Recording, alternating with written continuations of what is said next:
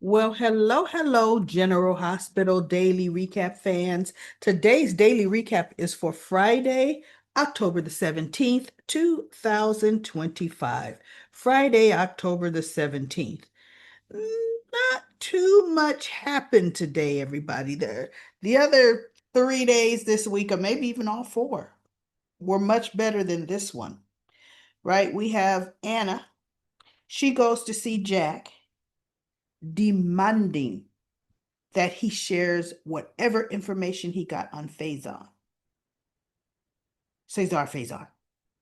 because she knows him and his work better than anybody. The only thing about that is Anna is right. She does know Faison because, for one, he was obsessed with her. For two, she's been under one way or another tracking him, trying to bring him down, or, Alex and him. It was just a whole hot mess, right? And of course, Jack is like, she goes, I want to know, what did Valentine tell you? Because I know you were trying to get information from Valentine.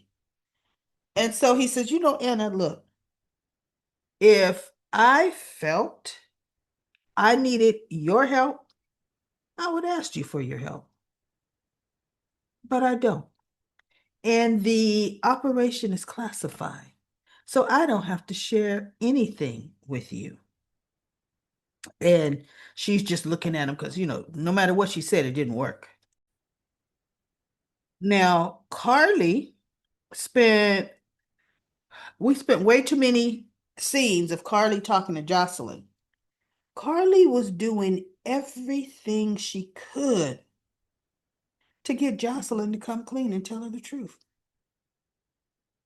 Asking, you know, how she been. She feels that there's a distance between them.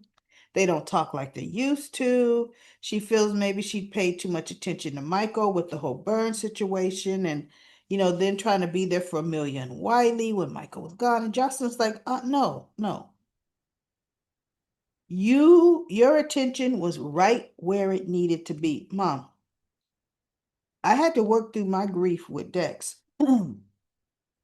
And I was lost. And she goes, but I've worked through it. And Cardi said, how did you work through it? And she says, I think my trip to Easter Island was the turnaround for me. I came away from there feeling like I had a greater purpose and I can do some good in the world. And Carly said, well, what kind of good in the world? And she says, well, through my major, what is it? Something environmental science or something, environmental engineering or whatever she's going to be, right? She says, I could do a lot of good with that. And so Carly is just like, okay, so she felt lost and now she's feeling like the WSB is giving her purpose, right? Carly didn't blurt out, girl, you lying to me, you lying in my face, right? But I think Carly was beginning to understand where Joss was concerned. I mean, that Joss is doing this willingly because Jocelyn said, I feel going to Easter Island and the decisions that I've made after have been the best decisions I've ever made. And Carly just looked at her, right? So, anyway, she says, Jocelyn, you do know you can come to me and tell me anything, right? I mean, anything, and I won't judge you. She says, no, I know, Mom. I know. And she says, okay, because it's important to me that you know that. So they hugged, and Jocelyn, as she's hugging her mother, she's thinking, ooh, goodness, I'm glad she bought all that. And the thing was, it's not like she was lying to her. Easter Island was the beginning, even though it wasn't real, she wasn't even in the Easter Island. So yeah, she was lying. But that's when she went through her training. And these are the decisions she's making. So Carly's just hugging her, and when they show the camera on Carly's face, Carly's just like, oh my gosh, she's just lying to me, but what can I do? So Jack ends up at the end after he was talking to Anna, comes in Carly's back door off the kitchen, and he walked in and he's smiling at her, and he says, "Hi, did you miss me?" And she's just looking at him. That's where they cut the scene. Inside, she wanted to lunge for him and tear him limb for limb. But it's going to be interesting to see how Carly plays this. The old Carly, come Monday, she would throw something at his head and then lunge for him and tell him, how dare you recruit my daughter into a dangerous line of work? Was I just a means for you to get to my child? Well, oh, she would. And I want to see if she does, because there is no harm in her letting Jack know she know. And Jack would say, you can't blow her cover, blah, blah, blah. Okay, he's gonna say the same thing that he says to everybody. But I would at least let the man responsible know, I know. And how could you? What explanation can you tell me that's going to make me understand why you did what you did? And in essence, you're lying to me like my daughter's lying to me. So we're going to see where that goes on Monday. Now, Jocelyn goes to Bobby's, right? And Jason is sitting down with Britt. Britt asked Jason to co-sign for a car for her. She goes, nothing special, something to get me from A to B. But right now, my credit is shot because, she's still working through the whole getting reinstated from being dead situation. And I guess, look, Britt just never saved up any money while she was working at the Five Poppies. Come on now, girl. Right? So he says, Britt, why don't I just buy you a car? I could be in debt to you for that amount of money. What kind of sense does that make, everybody? You are a intake person at General Hospital's ER. Yeah, you will need nothing fancy to get you from A to B, right? So Jason, they're sitting down and he's flipping over the contract and he said, wait a minute. You're trying to buy a Mercedes? He says, whatever happened to nothing special, something to get you from A to B? And Britt says, well, I still have my standards. She says, I was driving a Mercedes when I was in Croatia before I hit this bull, moose, deer, whatever it was. And he goes, you killed an animal with your car? She goes, no, no, he's fine. Or it's fine. He says, how do you know it's fine? She goes, it just had a little limp after. And it got better. He says, how do you know it got better? She said, because I'm a doctor. And he just looked at her like, okay. So needless to say, she goes, I should have never. People always try to guilt Jason, and it works every time, actually. She snatches the paper from him. I knew I should have. This was too much to ask, and I should not have come to you with this. She's like, I can't go to my brother because I'm sure his credit is worse than mine. And my mother, oh no, absolutely not. Right? So anyway, he goes, Britt, just give me the paper. Just give me the paper. So he co-signs for the car. Look, you know Jason's gonna be paying that car payment. Why she didn't let the man just go take her to the dealership? She said, I want that one. And he wired the money to the dealership. And if she wanted to be so doggone proud, he could tell her, okay, you know what? Make these monthly payments to me minus the interest charges that they're just going, you're paying over and above. I just want straight repayment. That's it.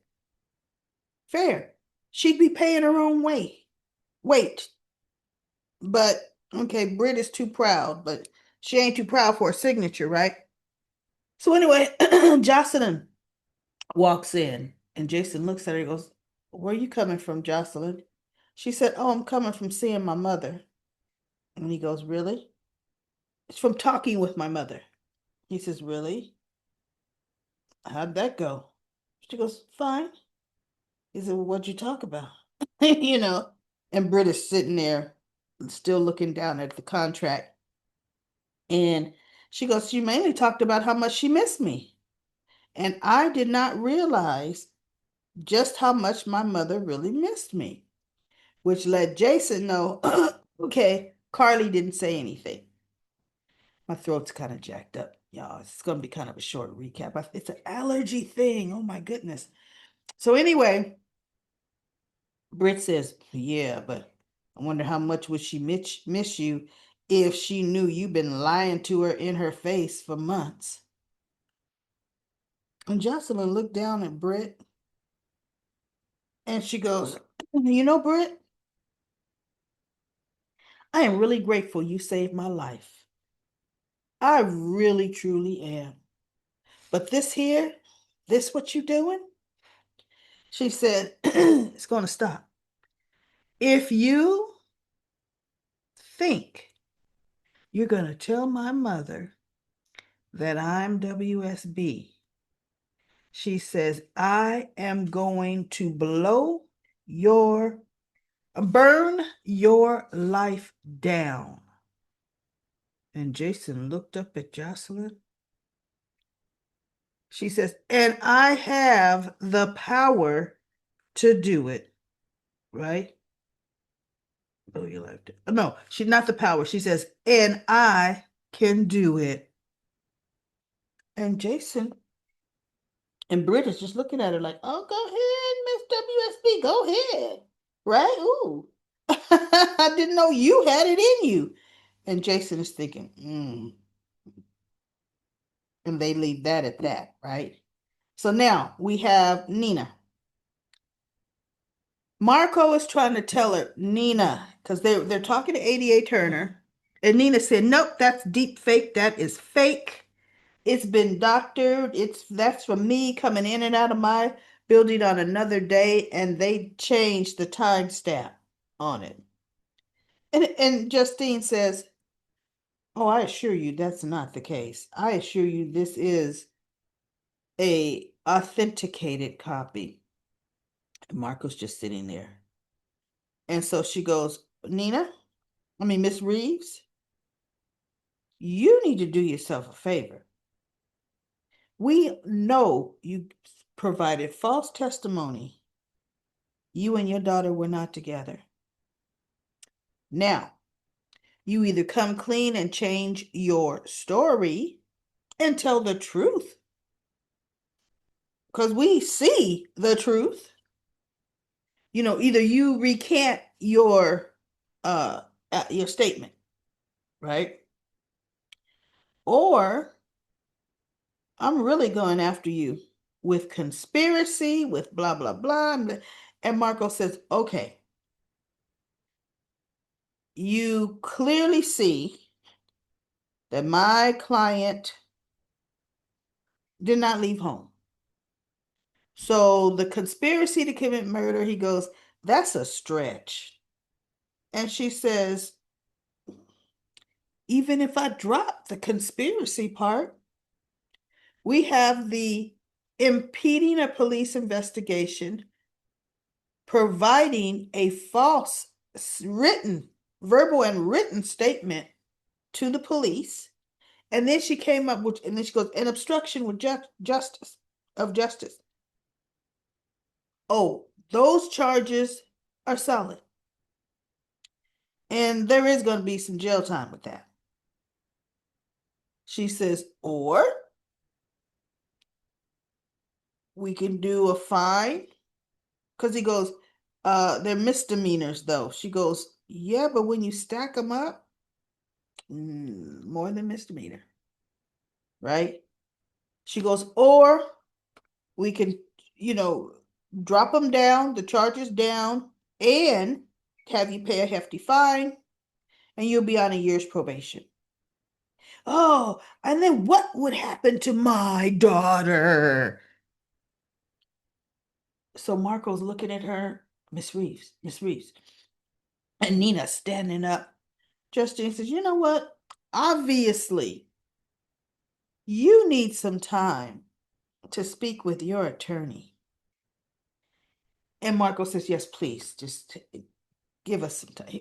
Justine says, oh, please, you can use my office. She walks out, right?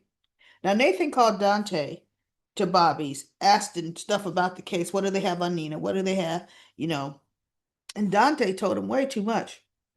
I'm sorry. Wait, between Dante and Chase, I don't know who's worse. I truly don't. Okay. So Nathan gets the information that he wants, and he goes down to the ADA's office and walks right on in. Justine was out because she had left Willow, not Willow. She had left Nina and what's his name? Goodness, I know his name like the Marco talking. And he walks in and she goes, Jay, Jay, oh God, I need your help. And Marco's looking like, I'm sorry, we're in a meeting with my client. She goes, no, this is my brother, Jay. He's okay to be here. So he goes, well, I'm here because was talking to Dante and he brought me up to speed with what's going on. She goes, and then my attorney wants me to recant my statement, but then that won't give Willow an alibi because they have me on camera showing I was in my apartment building, right?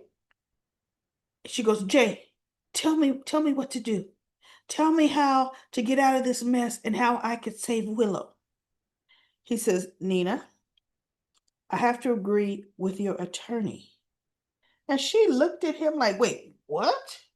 He says, you lied.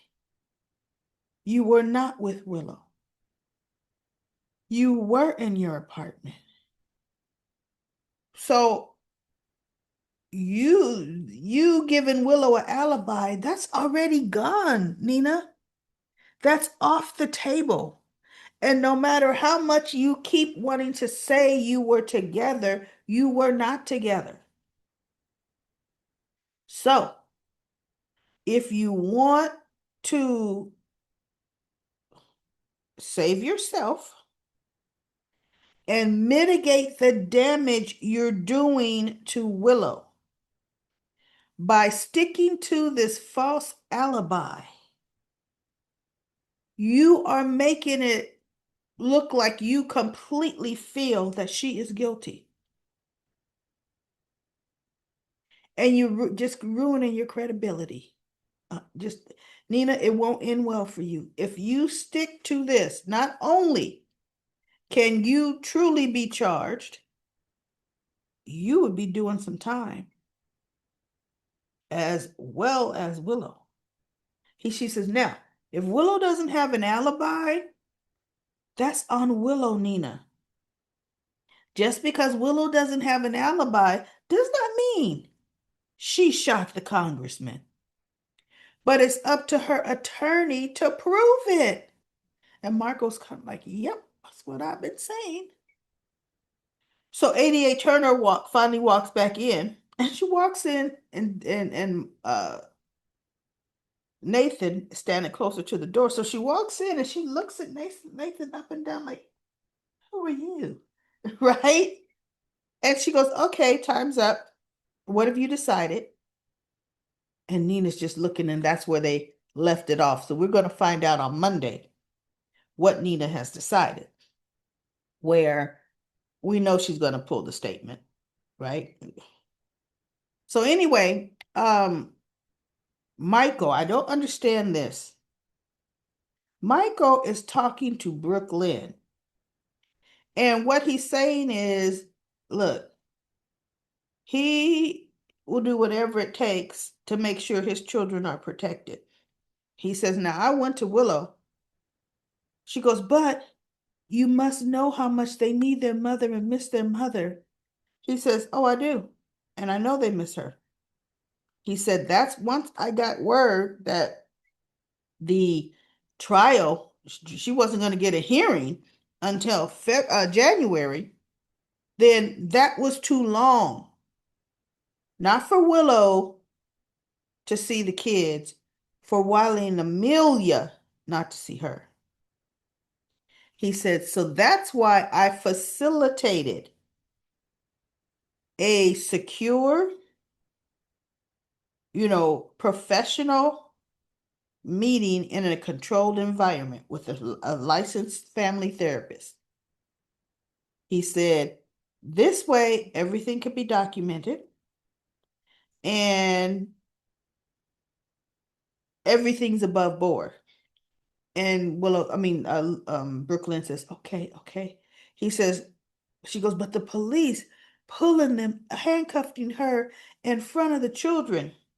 He says, yeah, I didn't plan on that. He said, that was an extra added bonus. And Brooklyn kind of looked at him, what? He goes, Willow is unfit. She does not need to have custody of my children. She is arrested where she needs to be, and that serves my purpose. Bottom line, let's say she gets off.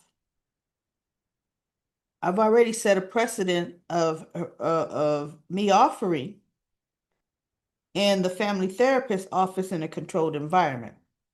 I'm going to push to keep that going, which is what Drew told Willow, right? He says, and if she would have turned it down, oh, that would have given me more ammo that, look, I offered, but she turned it down. She didn't want to see her kids. He said, either way, my purposes were served. And Brooklyn is looking like, how calculating are you? Right? And in her mind, she's thinking, did he set her up? She's thinking and she's looking. And by him being so straight faced, and she says, but poor Willow, I don't feel, she could not have shot Drew Kane, Congressman Kane, and he goes, you know what? Wait, Willow is not my concern.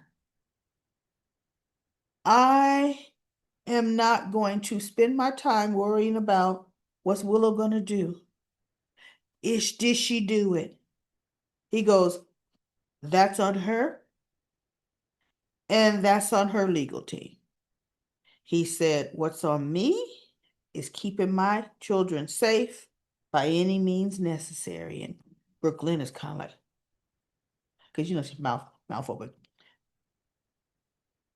Michael just looking at her like, and so her little tea party guests started showing up. And you see, she's not using Tracy's mother's tea set. She's using a plain white tea set because you can't have a bunch of people you don't know and use a fine tea set. Somebody could drop a plate, a saucer, anything. So anyway, when Brooklyn walked away, Michael just looked straight like into the camera. And you wonder, what is this man thinking? Is he thinking, all right, put a check in that box, tell Brooklyn something? He's playing, Michael has some kind of plan, and he's playing a long game because he could see Brooklyn's reaction and he knows Brooklyn is going to talk to Chase. That's interesting. Michael knows Willow did it, but I don't know, I think he did see her, and somehow he is trying to help her without it looking like he's helping her. But he still don't want her to have nothing, to be alone with his kids, right?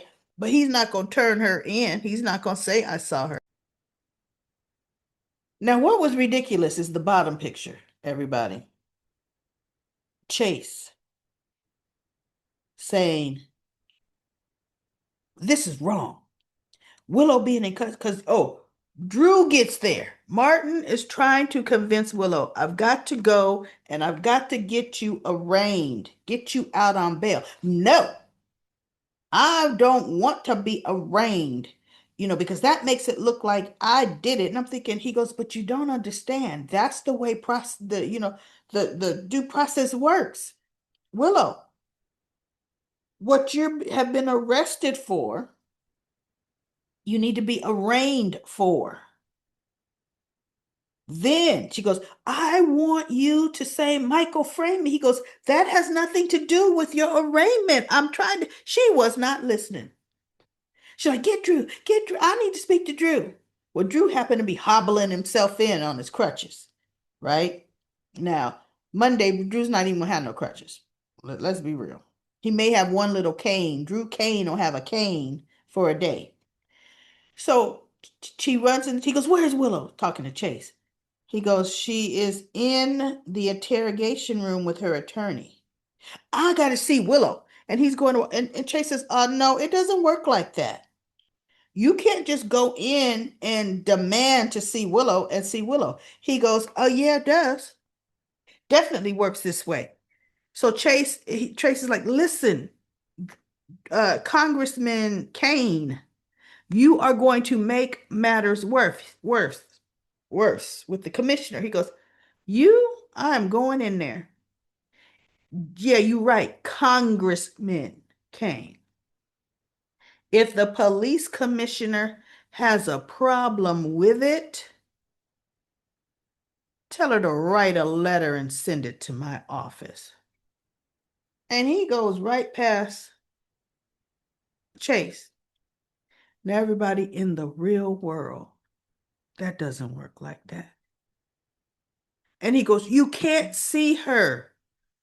You are the victim. She is the accused. He goes, I could go near her because she's not my victim. Oh my goodness. Right? So as Martin's trying to talk some sense, Willow sees Drew come walking in the door. Drew runs right around Martin. Drew, you don't believe I did this, do you? You don't believe I shot you? And he goes, of course not. Of course not. And you know what, everybody? There was something strange about the way Drew's looking at Willow and the of course nots. Almost as if him knowing, I know you did it. But that's all right, because I'm going to have you anyway. And I'm going to get your kids back. And then your life is mine. Right? Oh, no. Oh, my goodness. Thank God you believe it. She goes, no, Willow. And she's hugging on him. And then the camera's showing her face. And she's like, look, watered eyes, like, okay, I'm going to play it. So Martin says, Drew says, Martin? She goes, Martin, it wants to get me arraigned. He goes, it has to happen that way. In order for her to get out of here tonight, she must be arraigned and set out on bail. And so he goes, he says, well, okay, Martin, you do what you have to do. You're her attorney. He goes, no, no, no, no, no, no, no. I'm not Willow's attorney. I am handling this matter of the arraignment and this matter of the arraignment only. I am your attorney, Drew. I can't be the victim's attorney and the accused attorney. That's for one is a huge conflict of interest, and for two, I could lose my license. So I am going, and he goes, well, look, he goes, Willow, this is what Martin says. You need a defense attorney, and you need the best attorney money can buy to get you out of this. And so Martin, I was gonna say Ryan, Drew looked at Martin and said, "Then go get her a ring." Then, right? So he looks at Drew. Martin can't stand him. He really can't. He looks at Drew. Mm-hmm, whatever. And he walks out. And Willow says, Drew, remember how you said you were going to tell the police that, no, Michael framed me. I should have listened to, she knows all the things to say to him. I should have listened to you, Drew. You were right. It was a setup. Michael, I should have never gone to that meeting. Michael had the police arrest me there. If you even think about that statement, Michael doesn't run the PCPD. He doesn't. Even his father, who has way more power than Michael does and way more money, Sonny Corinthos doesn't run the PCPD. Right? It just worked out and it was a stroke of genius or luck that they arrested her there. Because he had me arrested in front of my children. He framed me. And for a man to frame the mother of his children, my children are not safe with him. They are not safe with him. And we got to get them away from him.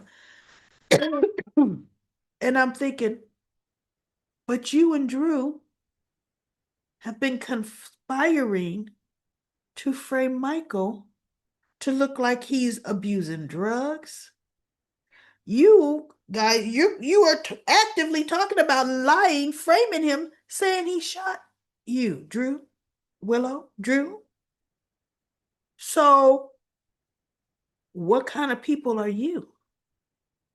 And your children aren't safe around either one of you, right? Oh, but you just spouting it off that it is fact. And he did do this, which is why, bottom line, they got us going wondering, did Michael, didn't he? We all know the way soaps work. He didn't do it. He did not put that gun there. It's like, oh, so anyway, she goes, so, Drew, you told me that you were going to tell the police that you remembered something. You remembered Michael shooting you. Did you mean that? Because if you care for me and you care for my children, you'll do it now. And Drew just looks at her like, mm-hmm. Yeah, I got you right where I want you. Mm-hmm. Yeah. And I said, see, this is why everything needs to backfire on them. Everything. Chase had the nerve, everybody, to come out of that room after speaking to Willow. Well, he was already out the room, but after Drew brushed past him, he's pissed. Dante walks in. He goes, Willow is innocent. Willow did not shoot him. And Dante's looking at him saying, "Wait, I'm sorry, Chase, Detective Chase, you've seen the evidence. You know we're following the evidence, which is all we can do. I know Willow, and Willow could never do nothing like this." And Dante says, "See, Chase, we've talked about this. You are not being objective and you're not being unbiased because you know Willow and you don't want her to be guilty." And Dante says, "And you're doing everything you can to make sure she's not guilty." He says, "That can get you in trouble." And Chase says, "Oh, I'm unbiased. What about you? We know your brother is the one who set Willow up. He planted the gun to frame her." And Dante looked at Chase. He says, "I'm sorry. What proof do you have of that?" He says, "You know ballistics ran over that gun and Michael's prints are not on that gun." He says, but Willow's aren't either. And he's like, "The gun is clean." So he says, so he says, "But no, if Michael wasn't your brother, you know he has a history of violence. He's killed before." And Dante looked at him and said, "You know, that was a completely different story, different circumstances. You know this. But still, Willow has no history of violence." And my whole thing is because Dante was the one that really got Michael to confess and get arrested anyway. Dante should have had some kind of personal responsibility to Chase's statement saying, "Let me tell you something, Chase. Michael was 19 years old. If he was 19, Michael could have been 18 when this happened. They tried him as an adult, so I think Michael could have been 17, where Dante was telling him, you're not an adult, a legal adult. You're going to be tried as a juvenile, blah, blah, blah." Well, no, the judge says, "I know he's still a minor, but he's close enough to being 18. I'm trying him as an adult." Yep. So Michael's we're talking a 17-year-old teenager who was trying to save his mother and his baby sister from being abducted. Carly was already abducted. Now the Jocelyn was out. Claudia was getting ready to walk away with that baby, right? Michael hit her over the head with that baseball bat. There was no premeditation on his part. He didn't go to that cabin saying, "I'm going to kill Claudia's car." He just went there, "I'm going to find my mother." He didn't even know that baby was born. "And I'm going to save my mother." Dante should have ripped Chase to shreds. Say, "Get your facts straight. Get your facts." Just because it was a judge that wanted to prove a point because of who our father is.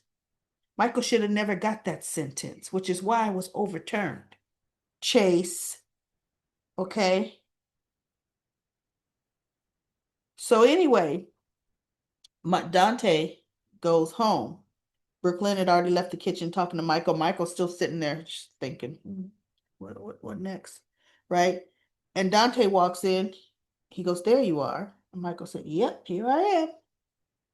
And Dante takes his badge and he puts it on the table. He says, "I'm not here as a cop. I'm here as your brother. Did you frame Willow Tate?"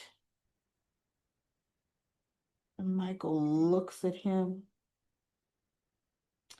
And I thought, ooh, let's see what that answer is going to be. Because the answer is going to be no, I did not. But, you know, but yeah, Dante's like, "I'm here as your brother." Now,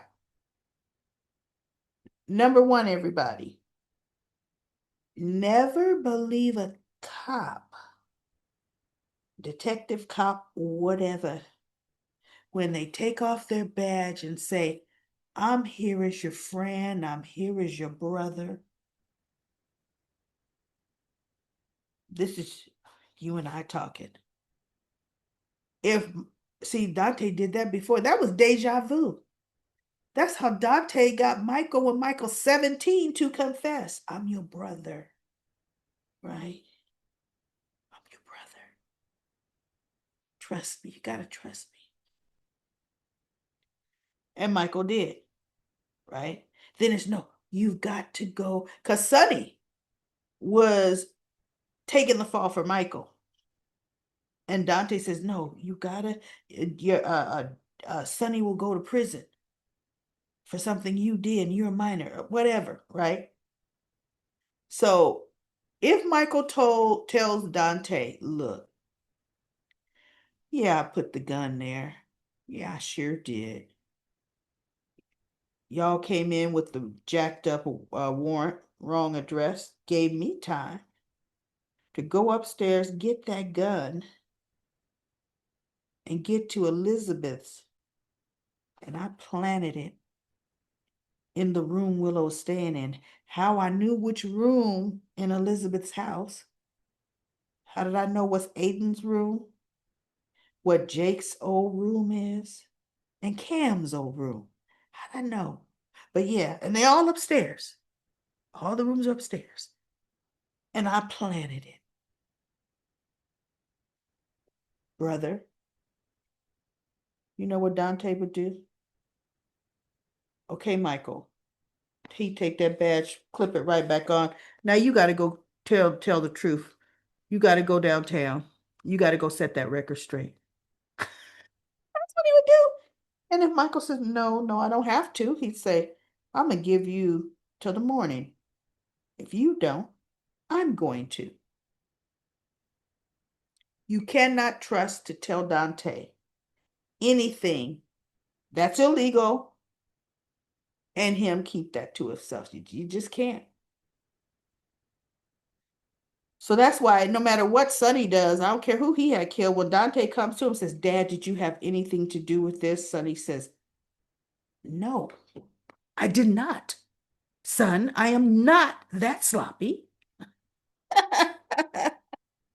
So anyway, everybody, that was it. That was it. Yeah, that's all that happened today. Great comments in comment corners. You all are doing a phenomenal job. I got some videos up from the comment corner voice line. Sorry, I had to play catch up, but I got caught up today. I'll drop another one tomorrow from Thursday and Friday. You know, actually for the whole week. Wrap the week up. But what'll be new is the two at the end, Thursday and Friday. So everybody, that is it. I'll be back on Monday for another daily recap of General Hospital.